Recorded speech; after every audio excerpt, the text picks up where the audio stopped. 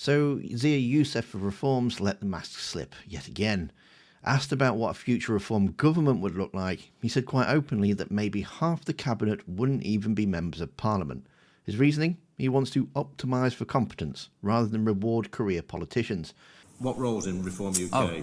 Well, this is going to be a question for Nigel. I'm really excited about the calibre of the people, not only who sit in Parliament already for reform, but also the sort of people I think we're going to be able to attract in terms of talent. We've already said, we've put on the record that we would expect a Nigel Farage cabinet to be smaller than it is now, because I don't think anyone sat in a meeting with 25 people, and it's been a really useful coordinated decision-making meeting.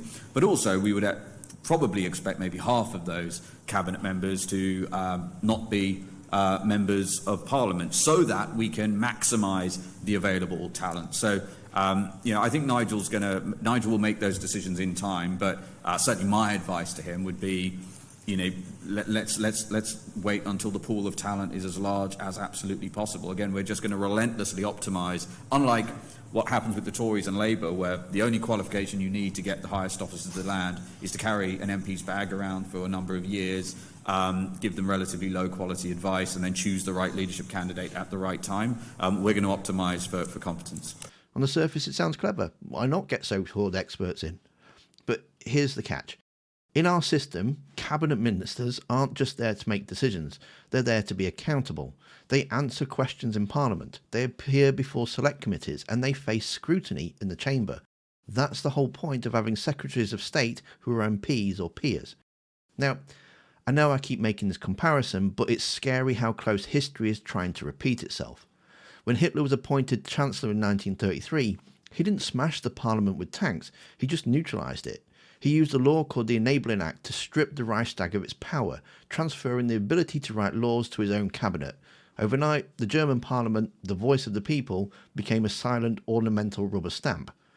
The whole point of the UK cabinet is accountability. It's the entire foundation. If a Secretary of State for Health isn't an MP, who do you fire at the ballot box when things go wrong? Who do you drag to the Commons for questioning? Nobody. The expert's protected, the politicians insulated, and we, the public, have no recourse. This is how the system quietly dies. Not with a revolution, but with a seemingly boring administrative political restructuring. Reform's plan isn't identical, but the logic is strikingly similar. Weaken parliamentary oversight in the name of efficiency. Wrap it up in a language of competence. But what you're really doing is stripping away one of the last safeguards of democracy, making ministers accountable to the people's representatives. And if you need more evidence that Farage is mimicking Hitler, then you need to watch the video that's on screen now. Thanks for watching. Don't forget to hit that like button, and I'll see you next time. So this is how liberty dies. With thunderous applause.